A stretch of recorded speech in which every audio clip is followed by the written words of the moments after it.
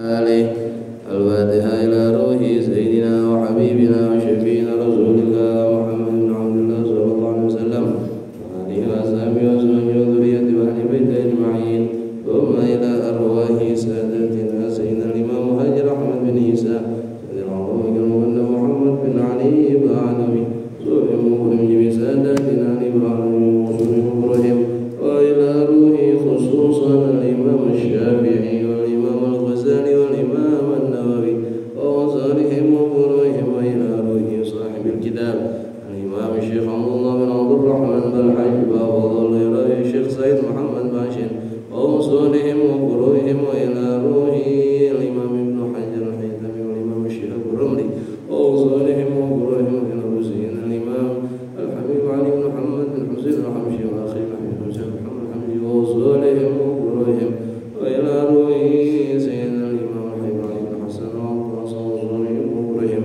وإلى روح سيدنا الإمام شيخ الإسلام محمد بن عمر الشاطر وأولاده خاصة الحي حسن وعبد الله الحسن وعبد الله الشاطر وصالحهم وفروعهم وإلى روح سيدنا الإمام محمد بن شيخ الدين وصالحهم وفروعهم وإلى روح سيدنا الحبيب علي المشهور الحبيب سيدنا الحبيب بن عبد الله سيدنا عمر بن حسين بن عمر بن حداد وصالحهم وفروعهم إلى روح سيدنا الحبيب أبو بكر العنزي المشهور وصالحهم وفروعهم إلى روح سيدنا الحوالي بكر محمد زكار وصالحهم وفروعهم وإلى روح محمد بن أحمد بن بدي وابنه عبد الله وصالحهم وفروعهم وإلى روح الشيخ مسلم وعبد الله الحبيب الشيخ الجبري حسن الجبري محمد بن إسحاق محمد بن علي بن محمد بن علي بن الحبشي وصالحهم وفروعهم وإلى روح رحمه الرحمن الرحيم مصطفى عبد الله الفاروق وفروعهم وإلى روح معلم هدينا حرامي بن قدم وحجاج شفيع من الدر من النار معلم بهدي مسلم بن عيدين وإلى روح هدي كريم بن رجل وفما بن يمن وصالحهم وفروعهم سيدنا جبل العبد الصمد سيدنا بن سالم صالحهم وفروعهم محمد بن زياد وصالحهم وفروعهم وإلى روح سيدنا الملك ويجي محمد الزقي والهجرة واسيا بن الزبير وسلبي وصالحهم وفروعهم ووالدينا ووالديكم وأمواتنا وأمواتكم وأموات المسلمين والمسلمات والمؤمنين والمؤمنات ومن عمر هذا المسجد سابقا ولاحقا وعمل الله فيه وتعلم تردد إليه أن الله يتغشاهم بالرحمة والمغفرة ويسكنهم الجنة ويخدم لنا ولكم بالحسنى بعد طول العمر بطاعة ورضا بخير لطف وعافية وسلام إلى حضرة النبي الفاتحة. أعوذ بالله من الشيطان الرجيم. بسم الله الرحمن الرحيم. الحمد لله رب الرحمن الرحيم مالك يوم الدين. إياك نعبد وإياك نستعين اهدنا الصراط المستقيم صراط الذين أنعمت عليهم غير المغضوب عليهم ولا الضالين. آمين. Assalamualaikum warahmatullahi wabarakatuh. Bismillahirrahmanirrahim. Alhamdulillahi rabbil alamin. Wassalatu wassalamu ala asyrafil anbiya wal mursalin wa ala alihi wa sahbihi haqqa qadrihi wa miqdarihi al-azim. Ya Fattahu ya Alim. Amma ba'du. Faqad qala al-musannifu rahimahullahu ta'ala wa adaman naf'a bihi wa bi ulumihi wa bikum fid daraini amin. Ila an qala wa amal masbuqu idza raka'a al-imamu fi fatihatihi fa in ishtaghala bi sunnatin ka du'a'il iftitahi aw at-ta'awudhi qara'a bi qadriha thumma in adrakahu bir ruku'i adraka ar-rak'ata wa illa fatathu wa yuwafiquhu wa yati bi rak'atin wa in lam yashghil bi sunnatin qata'a al-qira'ata wa raka'a ma'ahu. Faslun wa man adraka al-imama al-mutatahhira raki'an wa tma'anna ma'ahu qabla irtifa'ihi an aqalli ar-ruku' adraka ar-rak'ah in adrakahu fi ruku'in zaidin aw fi tsani min al-khusufaini lam yudrikha. Faslun wallahu a'lam. Ma'asyiral hadirin wa bapak, saudara-saudara segenap jamaah Masjid Jami' Al-Barakah rahimakumullah, yang mudah-mudahan kita semua senantiasa dimuliakan oleh Allah Subhanahu wa taala, diberikan panjang umur, sehat wal afiat. Amin ya rabbal alamin. Alhamdulillah, kembali dapat berkumpul di malam Senin yang mulia ini, di waktu yang penuh berkah ini, pada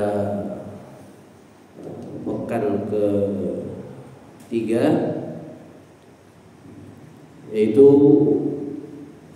kita melanjutkan daripada kajian rutin dalam pembahasan kitab Muqaddimatul Hadramiyah yang dikarang oleh Al-Imam Syekh Abdullah bin Abdurrahman Bafadal Al-Hadrami rahimahullahu ta'ala. Pada pelajaran terakhir di pembahasan sebelumnya telah diterangkan mengenai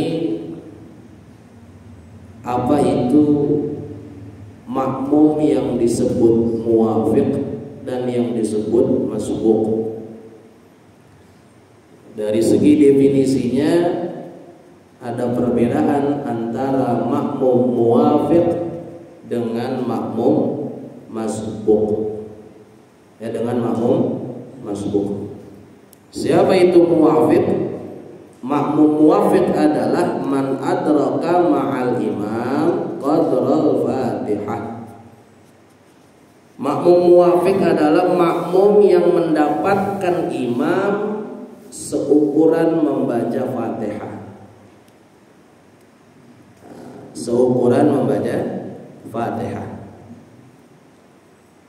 Artinya ketika makmum itu mengikuti imam, imam masih dalam keadaan posisi berdiri, baik membaca suratul Fatihah atau membaca surat setelah Al-Fatihah. Artinya imamnya belum sempat ruku. Imamnya belum sempat ruku. Maka kita disebut kalau ngedapetin imam sebelum ruku, maka kita disebut makmum muwafiq. Disebut makmum muwafiq. Artinya kita ngedapetin imam masih berdiri. Adapun masbuq berarti sebaliknya. Masbuq adalah makmum yang tidak ngedapetin imam di keadaan posisi berdiri. Ya, artinya imam sudah ruku, imam sudah ruku atau lebih. Ya. Nanti dalam masbuk sendiri ada masbuk yang masih ngedapetin 1 rakaat bersama imam, ada masbuk yang tidak mendapatkan 1 rakaat bersama imam. Adapun masalah fadilah berjamaah dalam pembahasan lain, ya tentunya di dalam kitab-kitab hadis diterangkan makmum yang ngedapetin imam dari mulai takbiratul ihram, maka itu fadilahnya yang paling terbesar. Artinya bapak-bapak tadi yang datangnya awalan, ketika setelah qomat imam takbiratul ihram, kita takbir juga, maka itu adalah pahala jamaah yang paling besar. Fadilah berjamaah, fadilah takbiratul ihram langsung setelah takbiratul ihram si imam. Ini kaitannya dengan masalah fadilah atau pahala berjamaah. Ya, karena kita tahu di dalam hadis Nabi SAW, salatul jama'ati afdal min 27 darajah min salatil fadhi, atau kama qala sallallahu alaihi wasallam. Salat berjamaah itu lebih afdal, lebih mulia, lebih banyak pahalanya 27 derajat dari sholat sendirian atau sholat munfarid. Atau sholat munfarid. Jadi selisihnya antara sholat jamaah dengan sholat munfarid itu apa? 27 derajat. Antara satu derajat dengan derajat berikutnya itu jarak yang sangat jauh. Ya, artinya pahalanya ini Pak, pahala besar banget. Maka beruntung bagi bapak-bapak jamaah sekalian yang istiqomah ya dalam mendapatkan imam ketika takbiratul ihram. Ya, ketika takbiratul ihram. Karena pahalanya tadi 27 derajat. 27 derajat. Nah, kalau umpama ya, ini perumpamaan atau tamfil yang dibuat guru saya, makmum yang ngedapetin imam pas ketika takbiratul ihram. Jadi imam takbir, makmum takbir. Itu 27 derajat umpama duit, maka 27-nya tuh 27 dolar gitu. Jadi pakai dolar ya, bukan pakai rupiah. Apalagi pakai recehan, nggak pakai. Jadi pahalanya dolar gitu. Ya. Pahalanya dolar. Sedangkan makmum yang cuma ngedapetin imam ketika seukuran Fatihah, atau makmum yang ngedapetin imam sudah ruku, berarti dia masuk, itu 27 derajatnya itu 27.000. Dapat rokok di Samsu satu bungkus ya, 27.000. Ya, kalau Sampurna udah kagak dapat. Nah, ya udah kagak dapat, mahal itu. Jadi umpamanya begitu tuh. Jadi biar mendekati pemahaman, ini kan urusan duit gampang dah ya. Jadi gampang pahamnya. Jadi 27 derajat pun masih ada ya selisihnya juga. Ya ala kulli hal orang yang salat berjamaah itu sudah bagus. Ya artinya dia sudah mendapatkan pahala yang lebih daripada 27 derajat orang yang salat sendirian. Tetapi nanti di akhirnya orang yang masih sholat 5 waktu walaupun sendirian itu juga sudah bagus. Alhamdulillah. Artinya dia masih ingat Tuhannya. Yang kagak bagus yang mana? Yang kagak sholat, kan begitu. Yang kagak bagus, yang kagak sholat. Ya, tapi kalau kita tahu ada orang dia kagak sholat, entah itu keluarga, saudara, tetangga, teman, kawan, dia kagak sholat. Ya kita tugasnya untuk berdakwah. Kita ingetin pelan-pelan, kita ajakin pelan-pelan, jangan dipaksa dan jangan juga digertak. Artinya jangan diancam. Nih kita tahu nih orang kagak sholat nih, dasar lu ahli neraka, begitu. Akhirnya dia makin kagak mau sholat. Ya biarin, emang lu ahli neraka, emang apa lu, begitu. Ya jadi jamaah sekalian, orang yang kagak sholat pelan-pelan kita ajak, pelan-pelan kita sentuh hatinya. Bang, abang kalau kagak sholat, ya kawan, ya lu kalau kagak sholat, ibarat kata bangunan nih, bangunan udah ada kubah atau genteng, udah ada pasir, udah ada semen, udah diaduk, udah disiap untuk dibangun, tapi pondasinya kagak ada. Ya tapi kagak digali dulu buat tiangnya, buat penyangganya. Maka orang yang bangun bangunan rumah segede apapun, gedung setinggi apapun, kalau kagak ada pondasinya kagak bakal berdiri. Maka kita pun begitu. Jadi manusia kita nggak bakal sempurna, kita kagak bakal bener kalau pondasinya kagak dibangun. Apa pondasinya? Sholat 5 waktu. Faman aqamaha faqad aqamadin, wa man tarakaha faqad tarokatin. Faman tarokaha faqad hadamadin. Siapa orang yang jaga sholat, ya berarti dia lagi ngejaga tiang agama. Berarti yang ninggalin sholat tanpa udzur syar'i, nggak ada alasan apapun, berarti dia lagi ngerobohin tiang agama. Na'udzubillah min dzalik. Jadi pelan-pelan tuh Pak, hatinya disentuh. Ya kalau udah masuk waktu sholat dia lagi ngobrol sama kita, ya kita sindir dikit dah, bang ini udah asar ini, sholat dulu nya, atau gue mau sholat dulu ya. Ntar dia dalam hatinya, oh iya ya, itu dia lagi nyindir gue itu begitu. Ya, artinya pelan-pelan kita ajak supaya mereka mau sholat 5 waktu. Kecuali kalau yang memang ada dalam kendali kita, siapa? Keluarga. Ya kalau orang lain mah perlu kehati-hatian, jangan sampai dia itu malah makin jauh dari Allah, makin kagak mau ibadah. Tapi kalau dalam kendali kita, dalam perlindungan kita, yaitu keluarga, ya boleh dengan cara yang agak tegas. Bahkan di dalam syariat boleh kita hukum. Ya anak kita 7 tahun, kita perintahkan sholat, tapi dia nggak mau sholat, boleh dihukum. Tapi hukumnya diperingatkan tentang dosa, tentang siksa neraka, tentang dicabut rahmat Allah. Ya kalau sama anak kecil ya pinter-pinter ngomong kita dah, umur 7 tahun. Tapi kalau umur 10 tahun, kata Rasulullah, kalau itu anak udah disuruh sholat kagak mau sholat, duriba li asyrin, kata Nabi, boleh dihukum, boleh dipukul, tapi pukulan yang tidak melukai. Ya artinya jangan sampai pukulan yang terlalu keras. Ya bangsa dicubit, dijewer, ya jangan ditempelin, jangan begitu ya. Tapi dihukum pelan-pelan. Kalau anak usia 10 tahun, itu Nabi yang nyuruh, usia 7 tahun perintahkan sholat. Kalau nggak mau sholat, diingetin, dikasih ancaman. Ya kalau lu kagak sholat kan bapak kagak kasih jajan lo, begitu. Itu boleh itu al-jazr, jadi kasih ancaman, geretak. Kemudian kalau usia 10 tahun dia masih nggak mau sholat, boleh dihukum, boleh dipukul. Dan itu perintah agama, Nabi yang nyuruh dalam rangka pendidikan.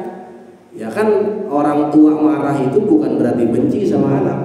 Orang tua marah bisa jadi salah satunya karena kasih sayang, dan itu dia dibolehkan, tapi dengan pukulan yang tidak berlebihan. Jangan sampai ke dalam tulangnya begitu, jangan sampai dia kesakitan begitu. Artinya ya sedang-sedang aja dah. Itu usia 10 tahun. Nah, ada yang nanya Mas Ustaz, kalau kalau ada anak kagak sholat, ya boleh dihukum kagak? Boleh. Emang anak usia berapa Bu? 35 tahun Ustaz. Nah, kalau 35 mah lelepin aja ke kali gitu. Jadi udah parah udah. Ya maka jangan masalah rahimahullah, kalau dalam kendali kita, ya kita hukum nggak apa-apa. Ya seperti umpama kalau di perusahaan atasannya kepada bawahannya, atau seumpama punya karyawan, punya pegawai, maka tanggung jawab si bos itu untuk memperhatikan daripada sholat mereka. Jadi jangan hanya memperhatikan kinerja mereka, tetapi layaknya seorang pemimpin, layaknya seorang atasan, manajer, big boss, dia pun perlu memperhatikan ibadah daripada anak buahnya.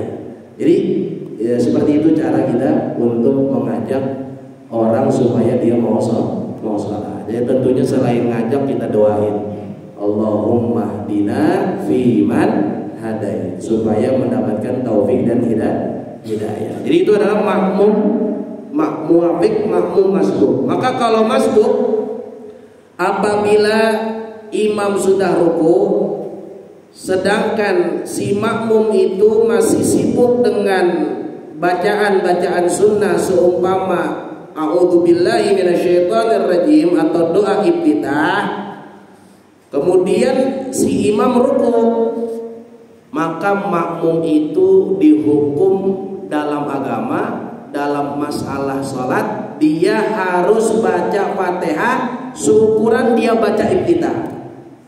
Nah ini penting nih Pak. Jadi kita masuk masjid, kita masuk ke saf, kita tahu imam lagi baca surat setelah Fatihah. Kemudian kita takbir nih, umpama imam lagi baca surat ya surat An-Nasr. Ya, fasholli li rabbika wanhar, kan gitu. Itu kan ayat kedua tuh ya. Kita takbir nih, Allahu Akbar. Berarti kan imam tinggal satu ayat lagi.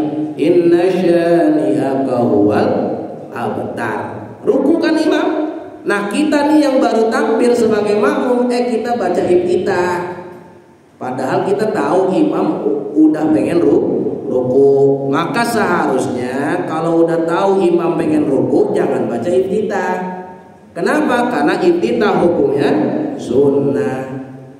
Ya, artinya apa? Artinya kalau dia ninggalin sunnah, ya jangankan yang sunnah, nanti dalam masalah kalau dia lagi baca Fatihah saja boleh diputus Fatihahnya. Maka jangan sibuk dengan iftitah, langsung saja baca bismillah atau Fatihah, kalau nggak habis langsung ikut imam di dalam ruku. Jadi aturan mainnya seperti itu.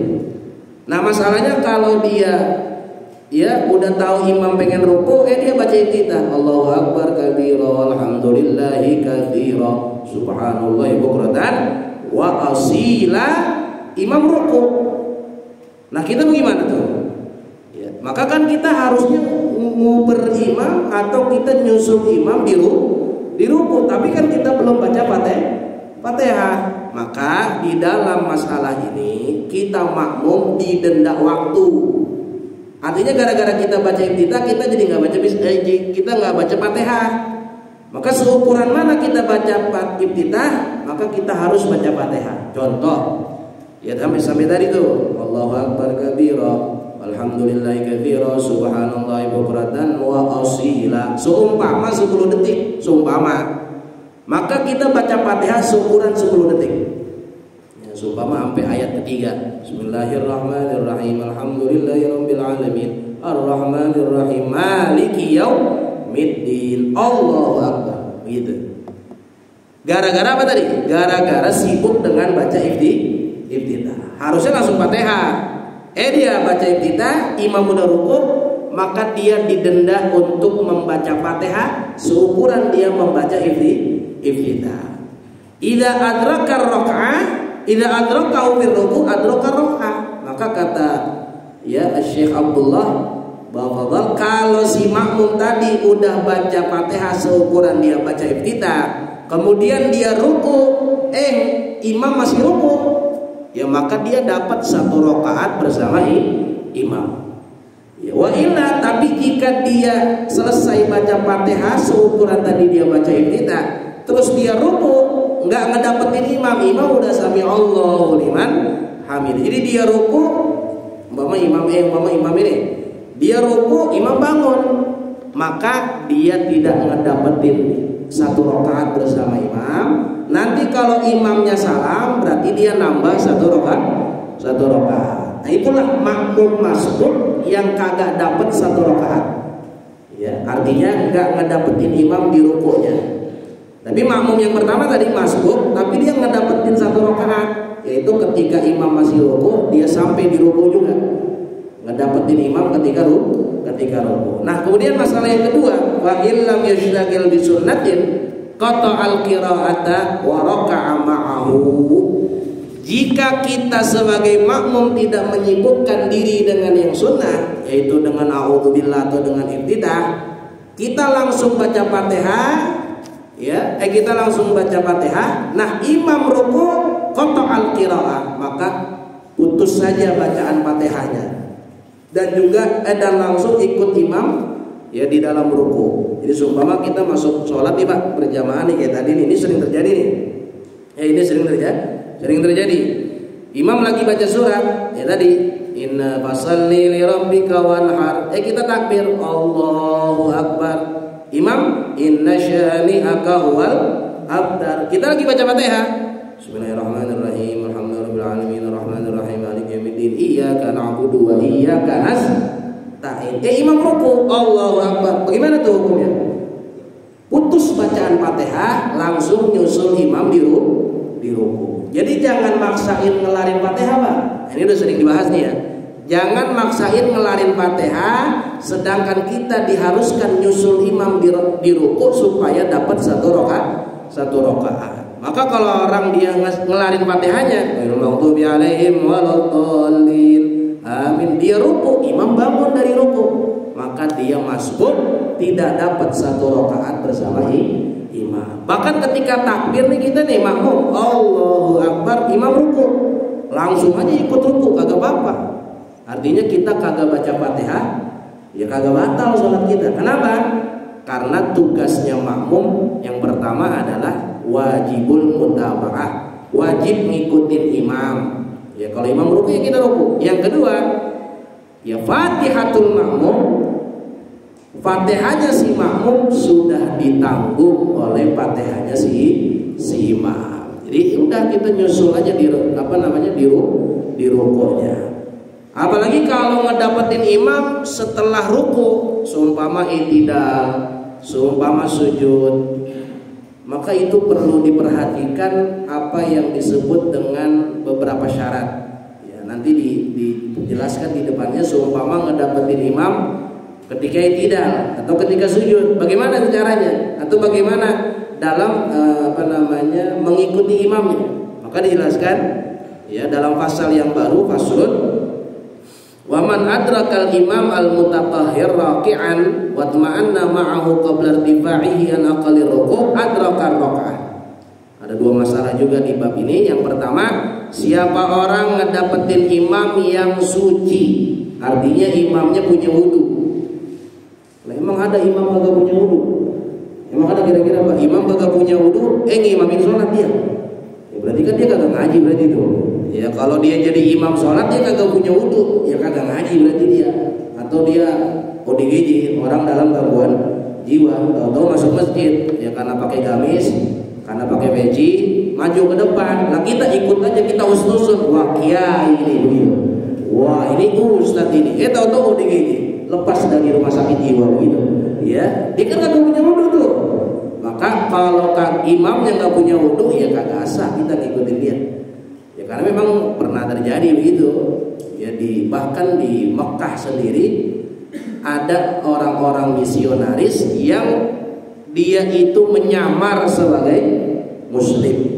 Nah, itu bukan 1-2 orang tuh Pak, banyak. Ya banyak sekali misionaris atau orang-orang yang dia punya visi misi memurtadkan orang Islam.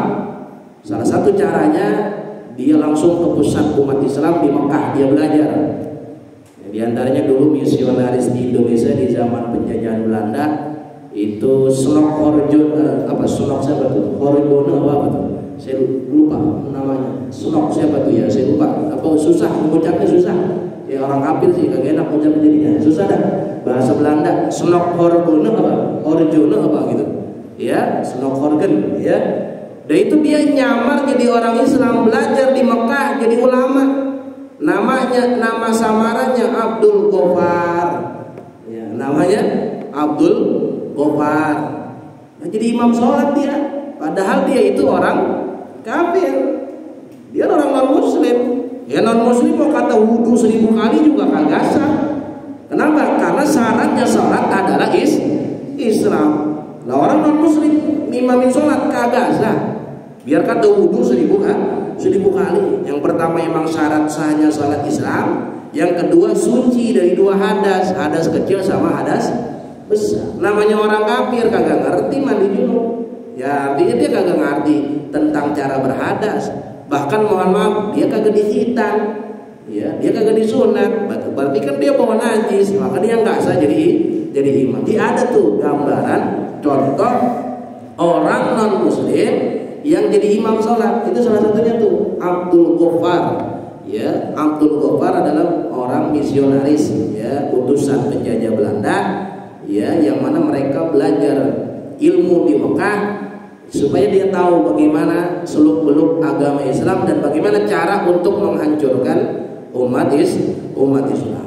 Ya, jadi itu yang pertama, ngedapetin imam yang suci, artinya punya wudu. Kemudian lagi ruku, artinya imam masih di ruku. Kemudian yang ketiga tumakninah di dalam ruku ma'ahu sebelum imam i'tidal.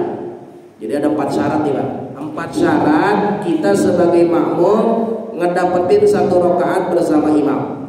Yang pertama ngedapetin imam suci, berarti bukan imam yang kayak tadi tuh, yang kagak punya wudu atau yang dia non muslim. Kemudian yang kedua imamnya masih ruku, kita nyusul di ruku. Kemudian yang ketiga kita ngedapetin tumakninah seukuran subhanallah. Jadi kita ruku Allahu Akbar subhanallah atau subhana rabbiyal azimi wa bihamdi. Kemudian imamnya belum i'tidal, belum bangun, belum naik dari rukuknya. Maka kalau ngedapetin imam dengan 4 syarat tadi, adrokar rokaah, berarti kita sebagai makmum ngedapetin 1 rakaat bersama imam. Artinya kita ngikutin imam ke rakaat kedua, ketiga, keempat. Entar imam tahiyat akhir, kita tahiyat akhir. Imam salam, kita juga ngikut salam.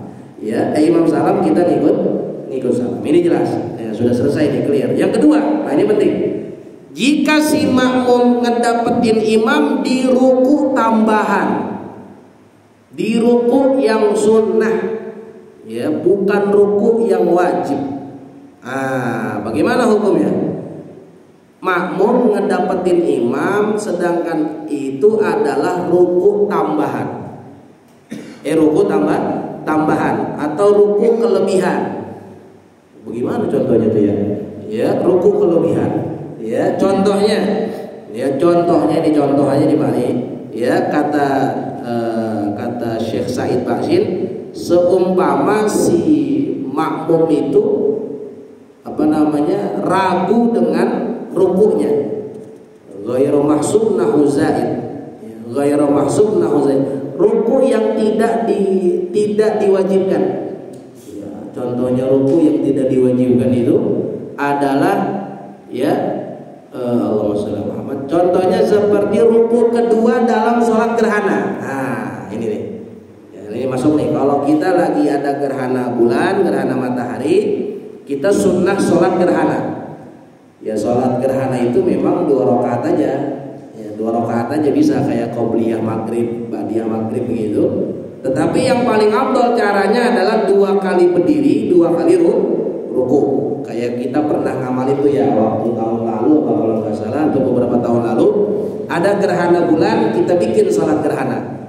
Didahulukan dengan khutbah didahulukan khutbah gerhana, baru sholat. Ya, jadi sholat gerhana, Fatihah, takbir, Fatihah, baca surat, ruku. Subhanallah Sami Allah liman Allahu Akbar lagi, bukan Sami Allah karena belum iktidal. Jadi Fatihah, surat, ruku, Allahu Akbar, subhanallah Allahu Akbar, Fatihah lagi, surat lagi, ruku lagi yang kedua, baru Sami Allahu liman hamidah. Nah, kalau seumpama makmum ngedapetin imam di ruku yang kedua di sholat gerhana, maka makmum tidak mendapatkan imam ya di rakaat pertamanya. Artinya makmum belum dapat satu rakaat. Karena itu rukunya bukan ruku yang wajib, tetapi rukunya ruku yang sunnah atau ruku yang tidak dijumlahkan, tidak terhitung. Ya, artinya kalau sholat gerhana ruku yang pertama itu yang wajib, ruku yang kedua itu termasuk ruku yang disunnahkan. Maka itu adalah permasalahan kalau makmum ngedapetin imamnya di ruku yang kelebihan atau tambahan seperti ruku gerhana. Ya, seperti ruku gerhana. Maka dia belum dapat 1 rakaat bersama imam. Nah, maka dari itu hadirin jamaah sekalian, kalau pengen nguber imam di ruku ataupun pengen nguber imam ya di selain ruku, maka perlu diperhatikan. Yang pertama, kalau pengen nguber imam di ruku, nyusulin imam di ruku supaya dapat 1 rakaat, tetap takbiratul ihram. Yang kedua takbiratul intiqal. Imam di ruku, kita baru nyampe masjid, baru masuk ke saf, maka tetap takbiratul ihram, Allahu Akbar, kemudian ruku, Allahu Akbar. Karena ada sebagian orang ini, ya saya pernah melihat sendiri tuh, ya saya juga masbuk, dia masbuk, saya masbuk. Ya sama-sama pengen nguber imam di ruku, pengen ngedapetin 1 rakaat. Saya takbiratul ihram, Allahu Akbar, terus Allahu Akbar buat ruku. Dia kagak langsung Allahu Akbar gitu. Ya, jadi kagak pakai takbiratul ihram, kagak sah salatnya. Ya, dan itu sering terjadi. Sering terjadi. Ataupun, nah ini yang sering terjadi, kalau pengen nyusul imam di selain ruku, seumpama imamnya lagi sujud, kita pengen nyusul ke sujud, ya kita takbiratul ihram aja, Allahu Akbar, terus kita susul. Karena dalam permasalahan tadi, kalau imamnya udah iktidal, apalagi udah sujud, ya berarti kita nggak dapat satu rakaat bareng imam. Maka kita nggak usah takbir yang kedua, takbir perpindahan tuh Pak. Jadi kalau kita imam di sujud nih, kita pengen ikut sujud, Allahu Akbar, takbiratul ihram. Setelah itu langsung aja sujud, nggak usah takbir lagi. Karena hitungannya kita belum dapat satu rakaat. Makanya kalau mau enak lihat aja dulu. Kalau imam itu bukan rakaat terakhir, kan dia bangun ke rakaat kedua, baru ikutin imam di rakaat kedua. Ketika imam baca Fatihah. Jadi nggak usah maksa mau berimam di sujud atau duduk di antara dua sujud, kecuali kalau di tahiyat akhir. Ya mau nggak mau kita nyusul imam, ya karena dia udah tahiyat akhir. Allahu Akbar, langsung duduk tahiyat akhir. Berarti nanti setelah imam salam kita bangun, berarti kita harus nyelesain berapa rakaat? Ya kalau imam udah tahiyat akhir nih, kita baru nyusul tahiyat akhir. Imam salam, kita bangun kan? Berarti kita nyelesain berapa rakaat, Pak? 4 rakaat. Ya karena kan belum dapat satu rakaat, gitu ya. Jadi seperti itu masalah yang ada di dalam masalah makmum masbuk. Ya, jadi jangan langsung apa bahasanya? Jangan langsung nyerobot aja langsung nyusul imam. Ya imam lagi sujud kita Allahu Akbar gitu. Ya, jadi sekali doang. Atau ketika imam ruku kita takbir sekali doang Allahu Akbar langsung ruku. Maka nggak sah yang seperti itu. Harus ada dua takbir. Takbiratul ihram dan takbiratul intiqal. Takbir perpindahan dari berdiri ke ruku. Nah ini adalah pembahasan mengenai makmum masbuk yang dapat satu rakaat dan makmum masbuk yang tidak dapat satu rakaat. Wallahu a'lam bishawab. Jika ada pertanyaan, ya mungkin kita seperti biasa kita buka mudzakarah. Kalau ada pertanyaan mengenai masalah ini, disilakan. Ada Bapak-bapak atau para santri ini yang hadir? Mengenai pertanyaan yang kemarin yang siapa yang nanya ya mengenai sholat yang 5 rakaat itu tuh, ya yang imam 5 rakaat, saya sedikit bukan meralat, bukan. Kalau jawabannya udah benar, tapi masalah hukumnya, kalau Bapak kemarin pertanyaannya kalau imam bangun ke rakaat kelima, maka makmum yakin itu rakaat keempat, tapi imam nambah ke rakaat kelima karena imam udah kadung bangun tegak, ya. Sebetulnya kalau imam ingat, nah ini nih yang saya mau nambah ini, kalau imam udah diingetin itu boleh turun lagi. Berbeda dengan tahiyat awal. Kalau tahiyat awal kan sunnah. Umpama rakaat kedua nih Pak, maghrib tadi nih, saya rakaat kedua lupa tahiyat awal, Allahu Akbar. Bangun ke rakaat ketiga, makmum udah rame banget, subhanallah kan gitu, subhanallah. Itu kalau imamnya kagak sabaran, kalau imamnya kagak sabaran, ya makanya ini penting juga nih, makanya pentingnya kita ngaji ya. Artinya kalau imam kagak inget jangan dipaksa terus, biarin aja udah. Ya, biarin kadang-kadang masjid jadi rame sama orang subhanallah. Maka jadi kesian imam, kok salah apa sih kan begitu. Akhirnya kan imam jadi perasaan juga, kok salah apa sih katanya. Nah, namanya orang lupa, ya kan orang lupa Pak. Ya, al-insan mahalul khata' wan nisyan. Ya, namanya manusia tempatnya salah, tempatnya lupa. Maka kalau imam lupa tahiyat awal, kalau udah berdiri tegak nggak boleh balik.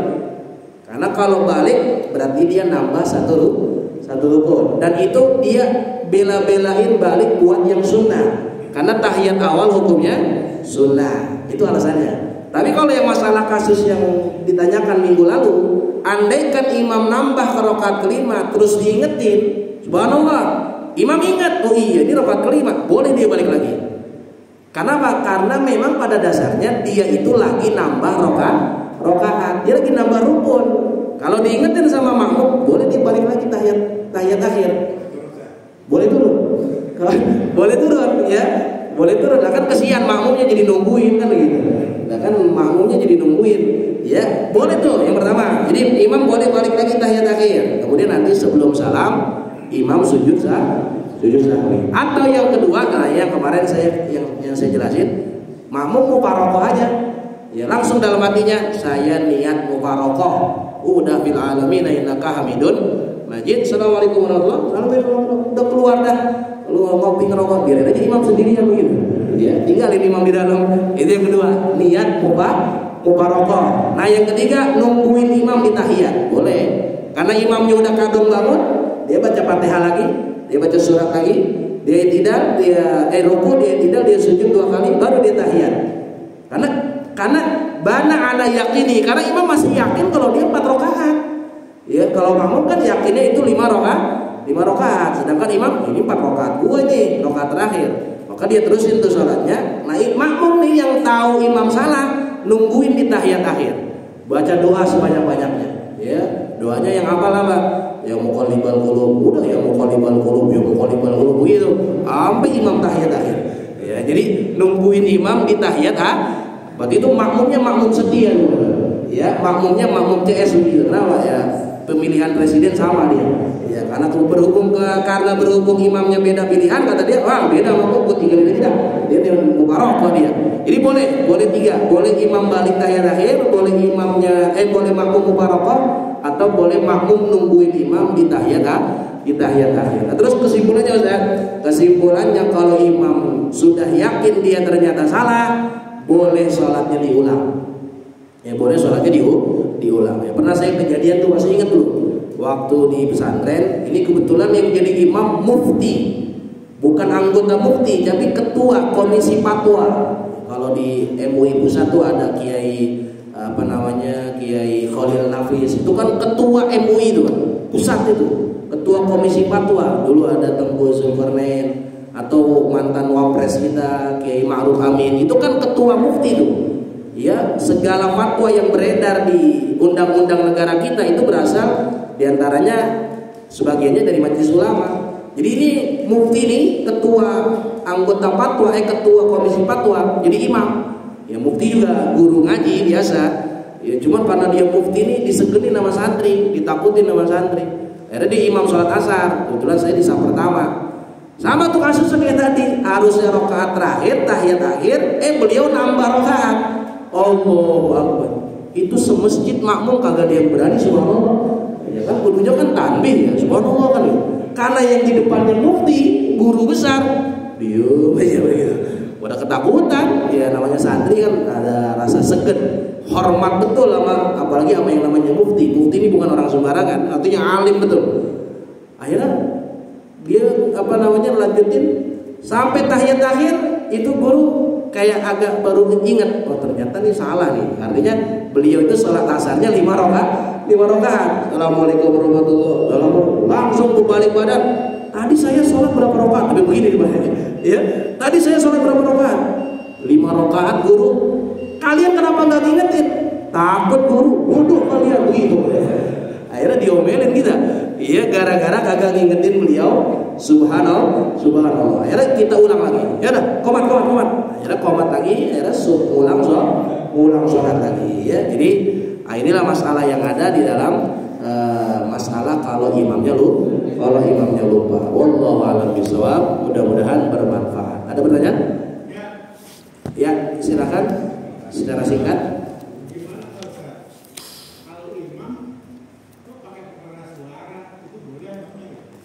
Baik, terima kasih banyak. Ya, masalah imam pakai pengeras suara memang tidak diajarkan oleh Nabi Muhammad SAW. Nggak ada contohnya dari Rasulullah. Ya, Rasulullah kagak pakai speaker, nggak pakai mic. Kenapa nggak pakai mic? Emang belum ada pabriknya, gitu ya. Emang belum ada pabriknya. Jadi ini adalah wasilah. Ini adalah jembatan media. Dalam kaidah fikih disebutkan al-wasailu hukmul maqasid. Al-wasailu media perantara untuk kita ibadah, hukmul maqasid hukumnya seperti tujuan ibadah. Tujuannya ibadah apa? Tujuannya ibadah kita mendekatkan diri kepada Allah Subhanahu wa ta'ala. Maka zaman sekarang saat ini namanya pengeras suara, speaker, sound system itu menjadi syarat untuk kita mendekatkan diri kepada Allah Subhanahu wa ta'ala. Jadi bukan bid'ah lagi. Ya kalau bid'ah itu mah handphone, tuh bid'ah jadinya tuh. Makanya kalau ada orang bilang bid'ah tuh speaker, jangan pakai handphone, pakai itu gelas tuh pakai tali gitu kayak zaman dulu. Kalau kaleng ditaliin ya, atau mobil, nggak usah pakai mobil, pakai onta begitu. Nah, iya, maka ini adalah alat untuk memudahkan orang dalam ibadah. Bisa dibayangin kalau ini Masjid Al-Barkah masih enak. Nah, kalau Masjid Istiqlal kagak pakai speaker, imamnya langsung sakit tenggorokannya. Iya, pulang langsung pada radang tuh imamnya tuh ya. Lah iya, maka dari itu Bapak jamaah sekalian, bukan bid'ah lagi, tapi ini adalah al-wasail, perantara, media memudahkan dalam ibadah. Kalau nggak pakai juga nggak apa-apa. Ya, kalau pakai maka itu adalah memudahkan dalam ibadah. Wallahu a'lam bishawab. Mudah-mudahan bermanfaat. Yang sakit Allah angkat segala penyakitnya, yang kurang sehat Allah berikan sehat wal afiat, yang sempit rezekinya diluaskan, diberkahi rezekinya. Al-Fatihah. Bismillahirrahmanirrahim. Alhamdulillahirabbil alamin arrahmanir rahim maliki yaumiddin. Iyyaka na'budu wa iyyaka nasta'in ihdinas siratal mustaqim. Siratal ladzina an'amta 'alaihim ghairil maghdubi 'alaihim waladdallin.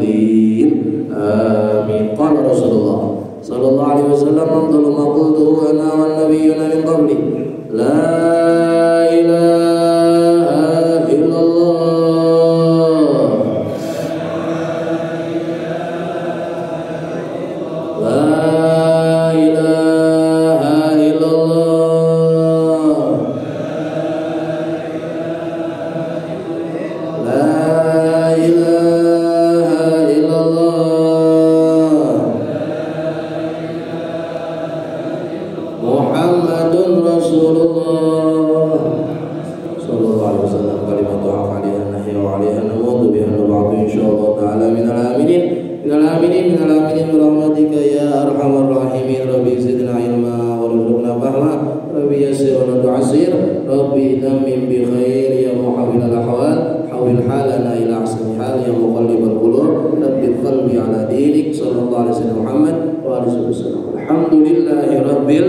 Subhanakallahumma bihamdika asyhadu an la ilaha illa anta astaghfiruka wa atubu ilaik. Wa minkum. Assalamualaikum.